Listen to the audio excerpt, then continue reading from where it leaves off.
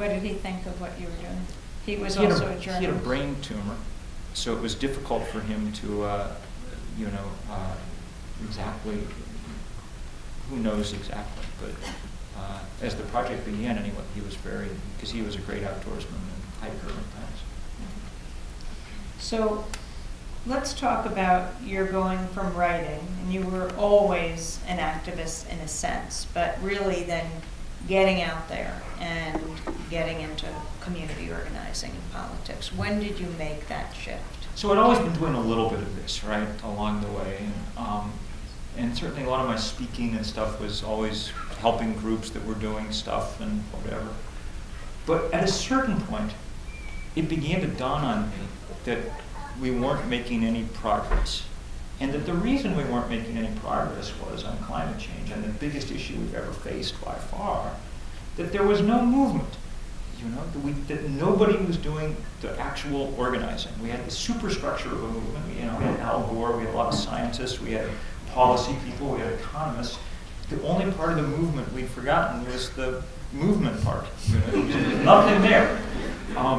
I organized sort of by accident, really sort of by accident. I'd come back from Bangladesh and I was just pissed off because I'd watched a lot of people dying of dengue, this mosquito-borne disease that's now spreading all over the Asia and South America because mosquitoes really like the warm, wet world we're building. I'd watched a lot of people die. I'd gotten sick myself. I'd gotten bit because I was spending a long time in the slums. I got pretty sick, but of course I was healthy going in. I recovered. But Bangladeshis are causing none of this. You can't even, 150 million people left, you can't even measure the amount of carbon they emit. It's a rounding error in the global tables.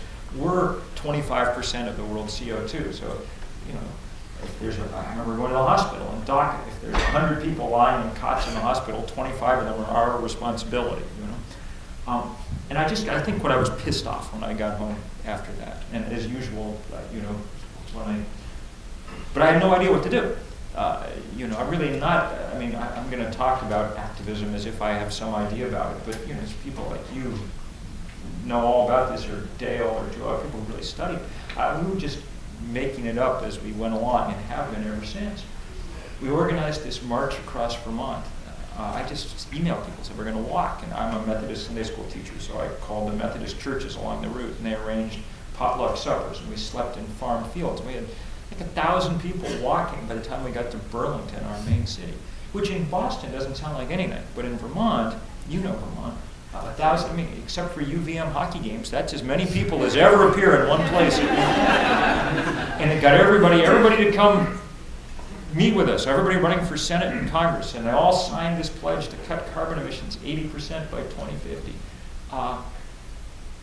Even the woman who was running the Republican ticket, who almost won for Congress, she had said 2 months before, I don't know if global warming is real, more research needs to be done.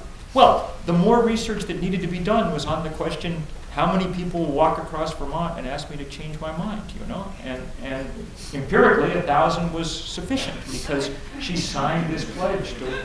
It was good. The bad part was to pick up the paper and read the story that said this 1,000 people was probably the largest demonstration about climate change that had yet taken place in the U.S. Well, when I read that, no wonder we're getting going. Can we organize this on a larger scale? When I say we, this was January of 2007 by now. Me and 6 undergraduates at Middlebury, where I don't teach, but I have an office. They call me a scholar in residence, which is kind of a laugh because I've hardly been there for the last couple of years. 6, they were seniors, so they weren't done with college, but they were done with college. And we didn't have any money, we didn't have any lists, we just started sending emails. It turned out there were lots of people all over the country who were like, yeah, I've already changed my light bulbs, and I already figured out that's not going to do the trick. But I feel very small in the face of this very large thing. What could I do that will actually make a difference? And simply the act of giving people a kind of date and a sort of joint message, let's cut carbon native. Well, we managed in 3 months to organize we had 1,400 simultaneous demonstrations on one day in May across all 50 states. And it was really pretty, and it was also really successful. 2 days later, both Barack Obama and Hillary Clinton, then running for president, rip up their environmental platforms and endorse this 80%, which was way beyond what they've been talking about before. Among the things he taught me, the key lesson that it's when people are running for things that you have to try to influence them. That's when you can actually reach them and get them.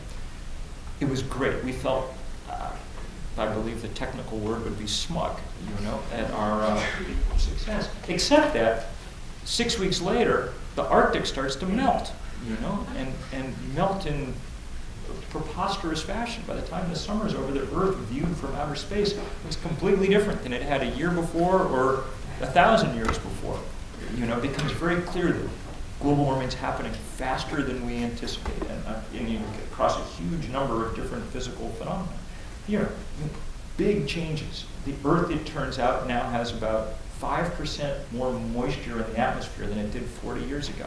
That's an astonishing change in a basic physical feature of the Earth. It's not supposed to happen like that. By that spring, by that winter, by January '08, Jim Hansen at NASA gave us the number that we'd always kind of lacked, which was the kind of red line. How much is too much? And his team said, any value for carbon in the atmosphere greater than 350 parts per million is not compatible with the planet on which civilization developed or to which life on Earth is adapted. Strong language for scientists. Stronger still when you know that we're past it. We're at 390 now and going up about 2 parts per million per year, which is why the Arctic is melting. It's why seawater is turning acid. It's why we're seeing record rainstorms all over the world, And what it told us was, look, 2 things. One, our old targets are out of date already. What happens in 2050 is of less importance now than what happens in 2020. And it told us, this has reached the point where we're not going to, never mind one light bulb at a time, we're not going to solve it one country at a time. We're going to solve it as a planet or not at all. So we're going to have to figure out how to do global organizing, which is a scary proposition. Well, talk about the corporate organizing that's going on against dealing with global warming in this country. It's large scale. This is the most profitable enterprise on Earth, fossil fuel. ExxonMobil made more money last year than any company in the history of money. Beating out only themselves. The last 3 years, they've set the record. That's right. It takes a tiny percentage of that in our political culture and media culture they've spent some money. The coal industry spent a couple of $100 million last year running ads, so it's no wonder that they've been able to sort of sow some confusion about all this. We're undermanned, in that department. We don't have the money to advertise against them, so we got to do movement building. Before we talk about the organizing around the world, the way the media deals with this issue, first of all, how experts are funded and not identified. Explain that. When we were in Copenhagen, many Europeans were saying it's so different in Europe because we accept that global warming is a problem. We're about a decade or so ahead of you. There's this debate still in the United States. There's been a crew of 6 or 7 sort of scientists, mostly kind of former scientists, nobody doing peer-reviewed research or anything, who spent the last 15 years being sort of paid experts, saying that, providing the providing the answer to the enormous body of organized science. And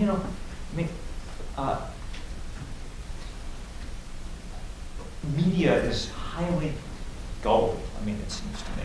It's as if, I can remember when my daughter was young, and she was, if you wanted to distract her, you just, look right up. Well, that's basically all you have to do. So global warming's not real. It's all made up. Oh, okay. Well, so that's one side. You're as much of, sure. And it's it's all just a kind of, it's craziness. And it doesn't work anywhere else. You were in Copenhagen. Did you go to Jim Inhofe's press conference? I missed that. It's the Oklahoma senator who's famous for saying that global warming is a huge hoax. And around here, he gets respectful media coverage. He's a senator, after all. He went to Copenhagen, to do his usual shtick. And the first 6 questions at his press conference were from European journalists, and they were all variations basically on what are you smoking exactly? And he basically just gave up and went home because it wasn't working. But it works all too well here too often. Is it really about gullibility here, or is it just about the money that they pour into the media?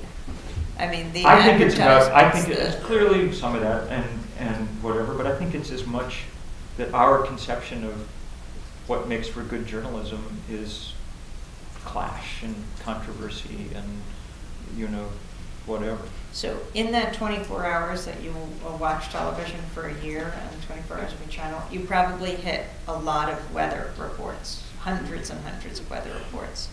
Often on television you see these two words put together, extreme weather or severe weather.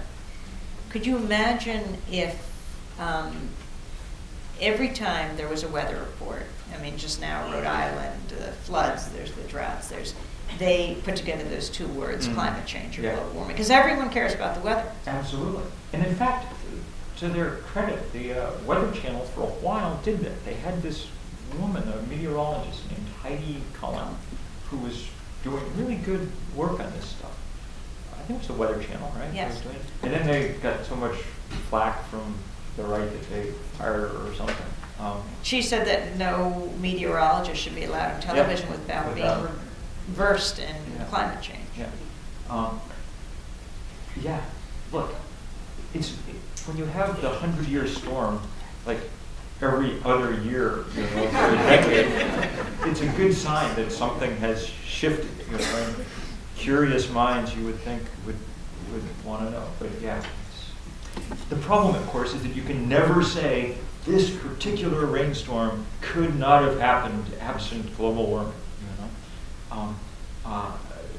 But you sure can say Rhode Island last month got more rain than it ever got in any month whenever since Roger Williams moved down there and we started keeping track of the weather.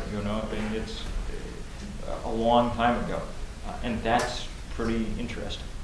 So now talk about the global organizing that went on in the lead up to Copenhagen and that's going on now. But give examples. You started with Step It Up, then 350.org. Sure. So 350, when we started out, the question was, what would you rally people around if you're going to do global? Nobody does global organizing hardly at all because it's really hard because the globe is a big place. And crucially, everybody around it insists on speaking their own language, right? Which makes it very difficult. You can't, a phrase like step it up, which made good sense, it wouldn't mean anything in most of the world. We decided to take that number, 350, even though it's a kind of obscure scientific data point, and hence a little, take that, organize around that, because Arabic numerals cross linguistic boundaries. That's good. We, by this time, had 7 Middlebury students, but they were now all graduated. They were all 23. And 7 was a good number because there are 7 continents, so each one took one. And the guy who got the Antarctic got the internet too. It's sort of a continent of its own.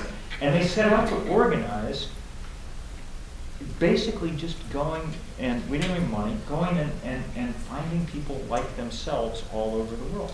They're very good at using the net and social media, not as an end in itself, not by sending email petitions and things, but in figuring out how to use it to identify and connect with the kind of people that they needed to all over the world.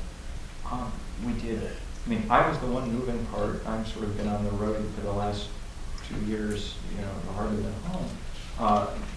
But they were doing the real work and holding training camps for young activists.